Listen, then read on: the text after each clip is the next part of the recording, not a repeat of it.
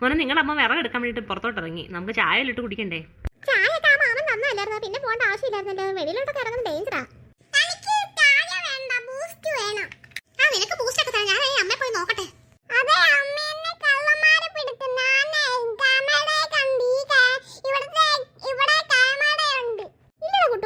പിടിച്ചൊന്നുമില്ല.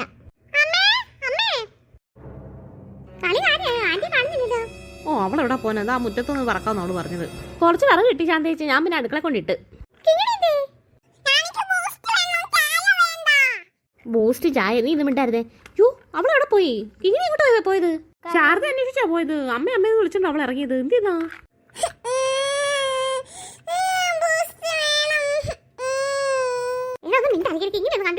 Boost തരാൻ പറഞ്ഞില്ലേ?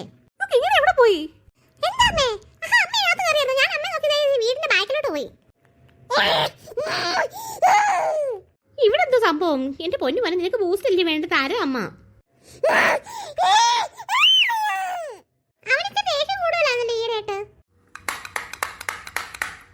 അതാരാ കഥവിന് മുട്ടുന്നേ? ആ ശശിയേട്ടനാണോ? എനിക്ക് ശാന്തേച്ചി കഥ ഓർക്കാൻ വരട്ടെ. എത്രയൊക്കെ നമ്മളെ ഹെൽപ്പ് ചെയ്യുന്ന പറഞ്ഞാലും ആളുകളല്ലേ, നമുക്ക് വിശ്വസിക്കാൻ പറ്റത്തില്ല. നമുക്ക് അറിയാവുന്ന ആളൊന്നും അല്ലല്ലോ. കഥ ഓർക്കണ്ട. എന്താ കാര്യം ചോദിച്ചു നോക്ക്.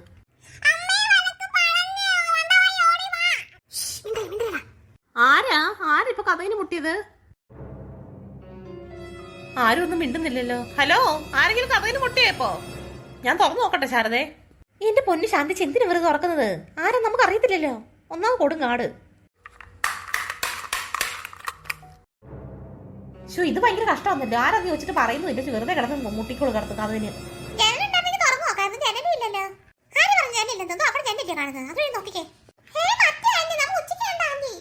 ആണോ മോളെ? ആ പുള്ളിക്കാരത്തിയാണോ?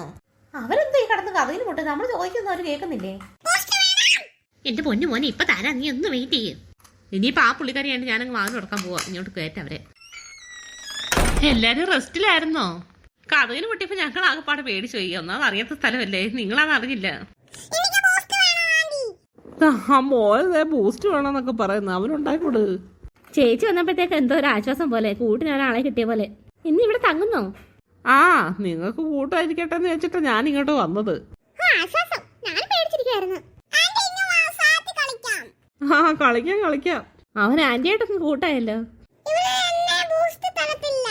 ബൂസ്റ്റ് ഒക്കെ മോൻ ഇപ്പൊ തരും കേട്ടോ. ഞാൻ പെട്ടെന്ന് പോയി ഉണ്ടാക്കട്ടെ. എന്റെ പൊന്നെ, കുറെ നേരമായി തുടങ്ങിയിട്ട്.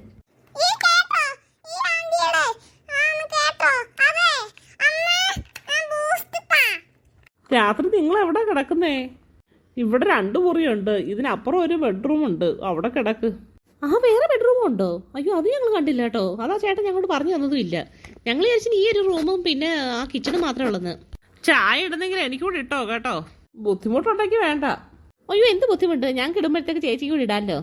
ഞാൻ അടുക്കളയിലോട്ട് ചെല്ലട്ടെ. പിള്ളേരെന്താ ചേച്ചിയിലോട്ട് ഇരിക്കട്ടെ. അതിനെന്താ, നമുക്ക് സാറ്റ് കളിക്കാമല്ലോ.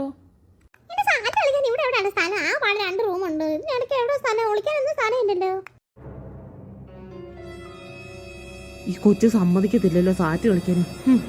സാറ്റ് കളിച്ച എനിക്ക് ഈ പിള്ളേരെ ഓരോന്നിനെ പൊക്കിക്കൊണ്ട് പോകാൻ പറ്റും. ഈ ദേവരംഗ മന്ത്രവാദിനെ ആരാന്ന് ഞാൻ കാണിച്ചു കൊടുക്കാം. ഒന്നുമില്ല. ഞാൻ ഈ കളിക്കുന്ന കാര്യത്തെ കുറിച്ച് ചിന്തിക്കരുത്. എവിടെ ഒളിക്കുമെന്ന്.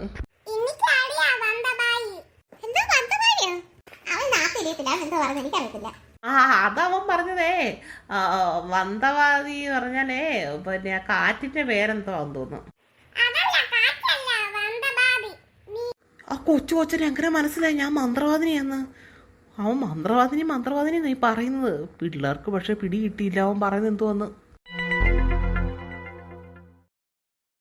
ശാന്തേച്ചി, നമുക്ക് രാത്രി ഇവിടെ കിടന്നാൽ പോരെ? ഇത് ഇവിടെ കച്ചയൊക്കെ കിടക്കുന്നത്. വലിയ മെത്തേഡ് ആവശ്യമില്ലല്ലോ. അപ്പം ഇവിടെ തുണി വല്ലോണ്ടെങ്കിൽ നമുക്ക് വിരിച്ചിട്ട് കിടക്കാം. ആ, എന്റെ സാരി ഉണ്ട് ചേച്ചി, മറ്റേ സാരി. അത് വിരിച്ചിട്ട് കിടക്കാം നമുക്ക്. ഞാനെന്താ പോയി ബൂസ്റ്റ് കൊടുത്തിട്ടോട്ടെ കുട്ടുമാൻ ആദ്യം. അയ്യോ, എനിക്ക് വയ്യേ. ഇവിടെ അഴുക്കുണ്ടോ? ഓ, അഴുക്കൊന്നുമില്ല. നീറ്റാ സ്ഥലം. കുട്ടുമനെ എങ്ങോട്ടൊന്ന് വന്നേ. വാ, ബൂസ്റ്റ് കുടിക്കാം. കുറച്ച് ചൂടുണ്ട്. ഊതി കുടിക്കണം കേട്ടോ. അല്ല, അതിരിക്കട്ടെ. അവരൊക്കെ എത്തി മോനെ. എങ്ങോട്ട് പോയെല്ലാരും? എടാ, നിന്നെ ഉറക്കാം. കിങ്ങിണിയും അമ്മിണിയും മറ്റേ ആ ആന്റിയൊക്കെ എങ്ങോട്ട് പോയെന്ന് ചോദിച്ചത്. അയ്യോ, അവരോട് പുറത്തോട്ടൊന്നും പോരുന്ന് പറ. ആ ആന്റി ഉണ്ടെങ്കിലും നമുക്കറിയാത്ത സ്ഥലങ്ങളാ. പിള്ളേരെ ഇങ്ങോട്ട് വിളിച്ചു കയറ്റാം.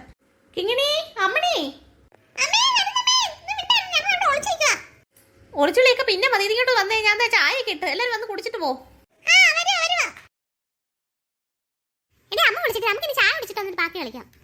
അവർക്ക് വിളിക്കാൻ വേണ്ട നേരം. പിള്ളേരെ തൂക്കിക്കൊണ്ട് പോകാൻ പറ്റിയ അവസരം തന്നെ കിട്ടിയതായിരുന്നു. ഛേ, എല്ലാം തൊലച്ചു കളഞ്ഞവര്. കുഴപ്പമില്ല, ഇനിയുണ്ട് അവസരം.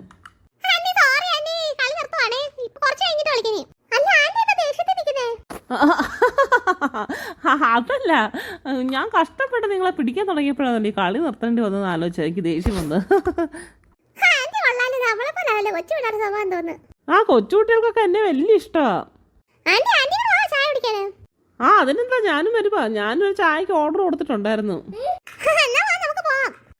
ഈ ദേവരംഗ മന്ത്രവാദിനി ആരാ നിനക്കെ കാണിച്ചു തരാം.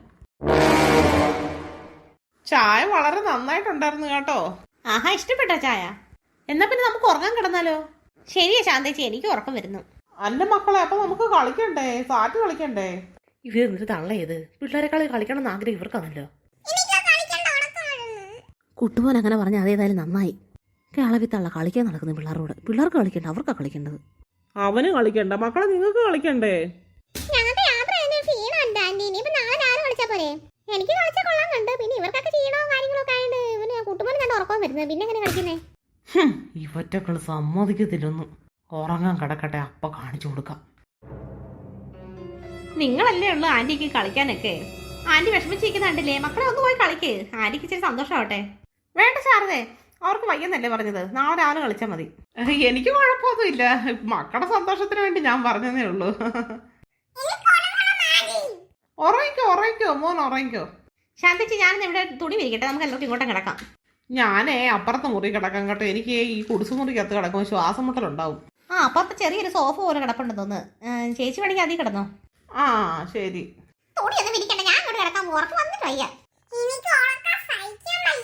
എന്നാ പിന്നെ തുണിയൊന്നും വിരിക്കാൻ നിൽക്കണ്ട, മക്കളം കിടക്ക്. ഇവിടെ നല്ല ക്ലീൻ ആയിട്ടുള്ള സ്ഥലമാണ്. അതെങ്ങനെ ശാന്തേച്ചി? ഇത് ഇവിടെ കച്ചിയല്ലേ? കച്ചിപ്പുറത്ത് എങ്ങനെ പിള്ളേർ കിടക്കുന്നത്? ഞാൻ എൻ്റെ ആ സാധനം കൊണ്ട് വിരിക്കാം. എനിക്ക് കൂട്ടുകാരൻ, അവന്റെ കൂട്ടുകാരൻ. ആ പിന്നെ ഇത്ര നേരം എല്ലാവരും കളിയല്ലായിരുന്നോ? എല്ലാവരും പോയി കൈയും കാലും മുഖം ഒന്ന് കഴിയിട്ടൊന്നേ പുറത്തു പോകും.